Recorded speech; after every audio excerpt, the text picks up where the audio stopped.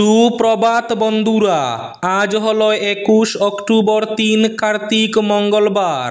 আজকের সকালের বিশেষ বিশেষ খবরগুলি হলো: দীপাবলির রাতে শ্রীভূমি তথা করিমগঞ্জে ভয়ঙ্কর অগ্নিকাণ্ড, পুড়ে ছারখার দুটি পরিবার, ব্যাপক ক্ষয়ক্ষতি।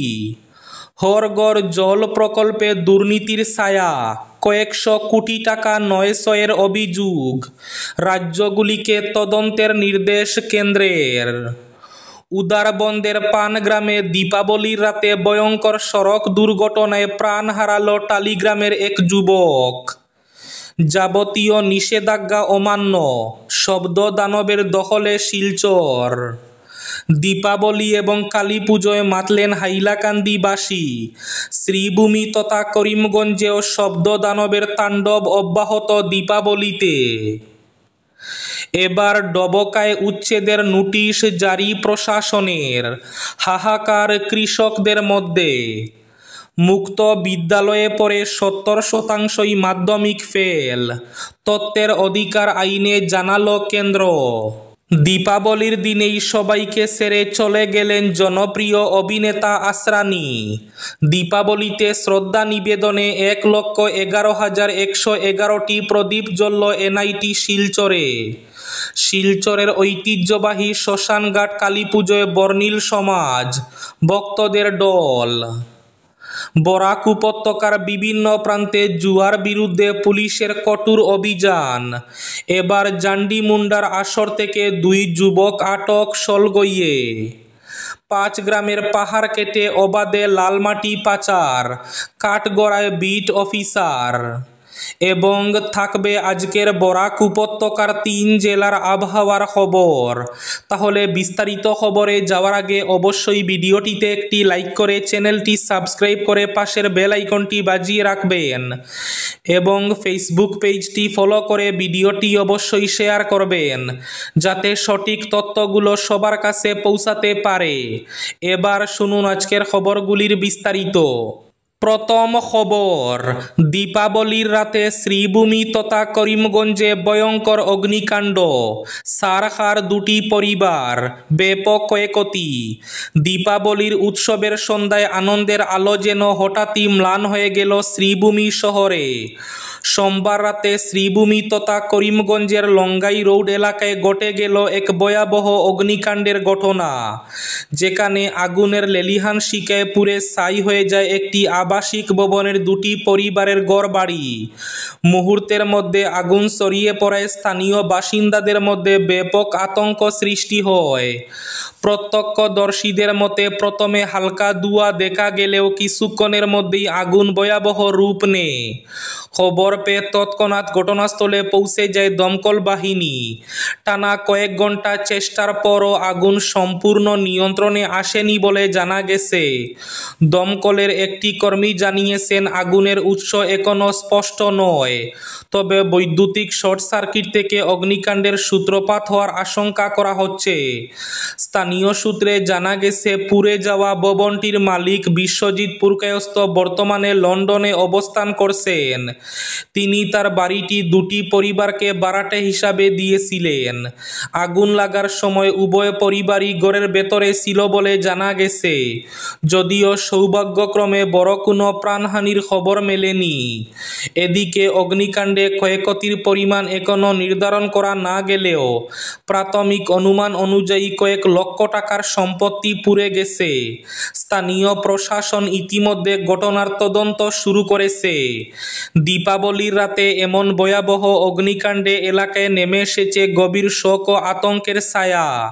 স্থানীয়দের দাবি, এলাকায় দমকল কেন্দ্রের দ্রুত উপস্থিতি না থাকলে আগুন আরও ভয়াবহ রূপ নিতে পারত। উৎসবের আলো ম্লান করে দেওয়া এই দুঃসহ ঘটনার পর শ্রীভূমি তথা করিমগঞ্জ শহরে কেবল ধোঁয়া আর ছাইয়ের স্মৃতি। হরগড় জল প্রকল্পে দুর্নীতির ছায়া, কয়েকশো কোটি টাকা নয়সয়ের অভিযোগ, রাজ্যগুলিকে তদন্তের নির্দেশ কেন্দ্রের। দেশ জুড়ে বিশুদ্ধ পানীয় জল পৌঁছে দেওয়ার লক্ষ্যে মোদী সরকারের হর ঘর জল প্রকল্পে একাধিক অনিয়মের অভিযোগ সামনে এসেছে। জল জীবন মিশনের আওতায় 2015 সালে শুরু হওয়া এই প্রকল্পের কাজ চলতি বছরে শেষ হওয়ার কথা থাকলেও বেশিরভাগ রাজ্য লক্ষ্যমাত্রা পূরণে ব্যর্থ। ফলে প্রকল্পের মেয়াদ বাড়িয়ে 2028 সাল পর্যন্ত করা হয়েছে। তবে অর্থ মন্ত্রকের পর্যবেক্ষণে উঠে এসেছে প্রকল্পে কয়েকশো কোটি টাকার নয়সয় হয়েছে। খরচ বাড়িয়ে দেখানো, বাস্তবহীন প্রকল্পের নামে অর্থ লুপাট, এই সব অভিযোগকে কেন্দ্র করে কেন্দ্রীয় সরকার এখন কঠোর পদক্ষেপের পথে।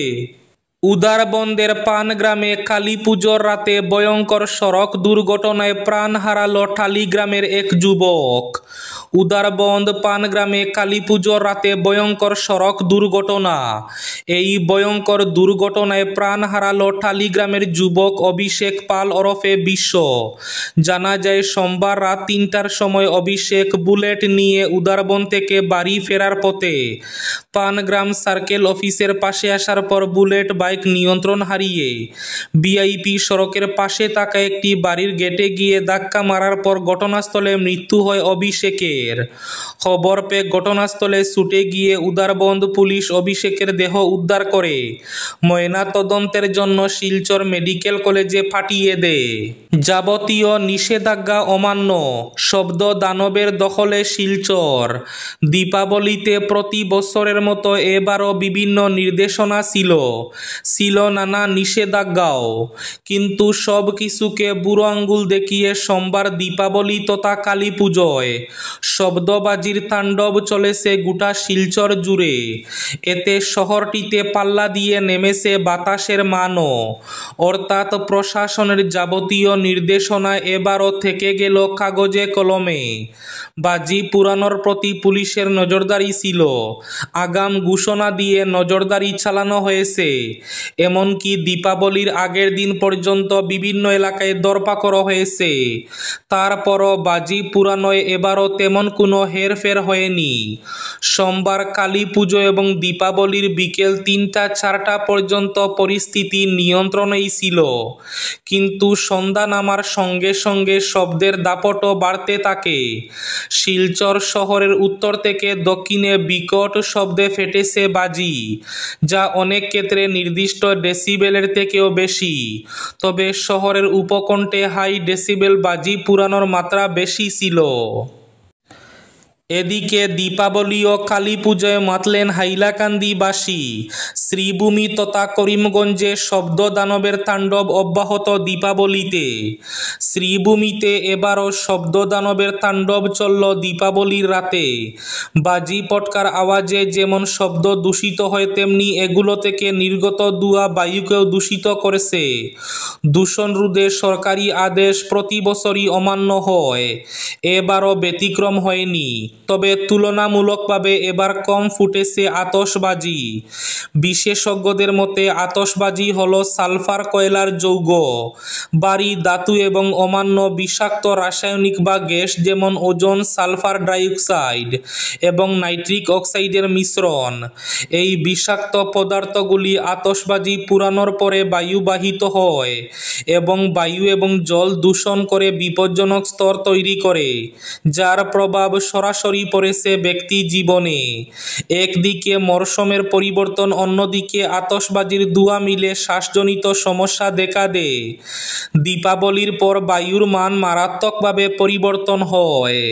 এদিকে দীপাবলিতে শ্রদ্ধা নিবেদনে 1,11,111টি প্রদীপ জ্বলল এনআইটি শিলচরে। দেশ জুড়ে কালী পূজা এবং দীপাবলি উৎসবের উচ্ছ্বাসের সঙ্গে তাল মিলিয়ে national institute of technology Silchar উদযাপন করল এক অনন্য এবং আবেগঘন সন্ধ্যা। প্রতিষ্ঠানটি 1,11,111টি মাটির প্রদীপ জ্বালিয়ে শ্রদ্ধা জানালো দুই মহান প্রেরণাকে, প্রয়াত প্রয়াত জনপ্রিয় গায়ক জুবিন গার্গ এবং অপারেশন সিন্দুরে শহীদ সেনা জওয়ানদের। এদিকে শিলচরের ঐতিহ্যবাহী শ্মশানঘাট কালীপুজোয় বর্ণিল সমাজ, ভক্তদের ঢল। শিলচরের প্রাচীন ও ঐতিহ্যবাহী শ্মশানঘাট কালীপুজোকে ঘিরে এবছরও উৎসবের আবহ বর করেছে পুরো এলাকা। প্রতি বছরের মতোই কালীপুজোর আগমন উপলক্ষে নতুন সাজে সেজে উঠেছে শ্মশানঘাট কালী মন্দির ও তার পার্শ্ববর্তী এলাকা। রং বেরঙের আলোকসজ্জায় ঝলমল করছে মন্দির প্রাঙ্গণ, যা দেখার জন্য দূর দূরান্ত থেকে ভক্তরা ছুটে এসেছেন। ভোর থেকেই শুরু হয়েছে ভক্তদের কালী বন্দনা এবং পূজার্চনা। চলে গেলেন জনপ্রিয় অভিনেতা আসরানী। দীর্ঘদিন ধরে অসুস্থ ছিলেন তিনি। গতকাল দীপাবলির দিন বিকেল 4টা নাগাদ শেষ নিঃশ্বাস ত্যাগ করেন তিনি। এদিন তার মৃত্যুর খবর জানিয়েছেন ভাইপো অশোক আসরানী। দীর্ঘদিন ধরে বার্ধক্যজনিত অসুখে ভুগছিলেন। 1941 সালে রাজস্থানের জয়পুরে জন্মগ্রহণ করেন গোবর্ধন। সিনেমা জগতে আসরানী হিসাবে পরিচিত ছিলেন। প্রায় 350 ছবিতে কাজ করা এই অভিনেতাকে দেশবাসী আজও মনে রাখে শোলে সিনেমায় তার অভিনয়ের জন্য। এবার রাজ্যের ডবকায় উচ্ছেদের নোটিশ জারি প্রশাসনের। দীর্ঘ বিরতির পর ফের রাজ্যের বিভিন্ন প্রান্তে উচ্ছেদের নোটিশ প্রশাসনের। সরকারি জমি বিশেষ করে বনাঞ্চল দখলমুক্ত করতে বদ্ধপরিকর রাজ্য সরকার। মুখ্যমন্ত্রী হিমন্ত বিশ্ব শর্মার এই কঠোর অবস্থানকে সামনে রেখে ডবকা প্রশাসনের উচ্ছেদের নোটিশ উদমারি গ্রামে কৃষকদের মধ্যে হাহাকার সৃষ্টি করেছে। উদমারি গ্রামের যমুনা মৌডাঙ্গা বনাঞ্চলের জমিতে 35 থেকে 40 বছর ধরে কৃষি কাজ করে জীবিকা নির্বাহ করছেন একাংশ ভূমিহীন লোক। কিন্তু প্রশাসনের 1 মাসের নোটিশে নিদ্রাহরণ করেছে এই ভূমিহীন কৃষকদের। উচ্ছেদ নিয়ে কোনো আপত্তি নেই সংখ্যালঘু জনগোষ্ঠীর ভূমিহীন কৃষকদের। সরকার ও প্রশাসনের কাছে তাদের শুধু কাতর আবেদন, অনেক কষ্ট করে তারা ফলন ফলিয়েছেন। বিঘার পর বিঘা জমিতে ফলানো সোনালী ধান তুলে নেওয়ার জন্য কিছুটা সময় দেওয়া হোক তাদের। কারণ এই ফসলই তাদের জন্য পরিবার প্রতিপালনের উপকরণ। তা নষ্ট হলে পরিবার চালাবেন কি করে? সরকার তথা মুখ্যমন্ত্রীর কাছে তাদের কাতর আবেদন, পাকা ধান তুলে নেওয়ার জন্য 2 মাস সময় দিক সরকার। এরপর তারা নিজেরাই সরে যাবেন। জুয়ার বিরুদ্ধে ব্যাপক অভিযান বরাকের বিভিন্ন স্থানে। এবার জান্ডি মুন্ডার আসর থেকে 2 যুবক আটক সলগইয়ে। গোপন খবরের ভিত্তিতে অভিযানে নেমে সলগই এলাকার এক জান্ডি মুন্ডার আসর থেকে 2 যুবককে আটক করে বাজারিছড়া পুলিশ। রাতে বাজারিছড়া পুলিশের এসআই কবির আহমেদ দলবল নিয়ে 8 নম্বর লাইনের পাশে চলমান জান্ডি মুন্ডার আসরে হানা দিলে অনেকে পালিয়ে গা ডাকা দিলেও কুল ও কানু পদবীর 2 যুবক ধরা পড়ে পুলিশের হাতে। তারাই আসর বসিয়েছিল না জুয়া খেলছিল তা জানা যায়নি। ওসি আনন্দ মেদিকে প্রশ্ন করলে তিনি জানান যে পুলিশ ধৃতদের বিরুদ্ধে সুনির্দিষ্ট ধারায় মামলা রুজু করে তদন্ত শুরু করেছে। আজকের বরাক উপত্যকার 3 জেলার আবহাওয়ার খবর। আজ বরাক উপত্যকার 3 জেলার আকাশ ফর্সার পাশাপাশি গরম থাকার পূর্বাভাস। শিলচর কাছাড়ে আজ সর্বোচ্চ তাপমাত্রা থাকবে 36 ডিগ্রি সেলসিয়াস এবং সর্বনিম্ন তাপমাত্রা থাকবে 25 ডিগ্রি সেলসিয়াস। শ্রীভূমি তথা করিমগঞ্জ জেলায় আজ সর্বোচ্চ তাপমাত্রা থাকবে 36 ডিগ্রি সেলসিয়াস এবং সর্বনিম্ন তাপমাত্রা থাকবে 24 ডিগ্রি সেলসিয়াস।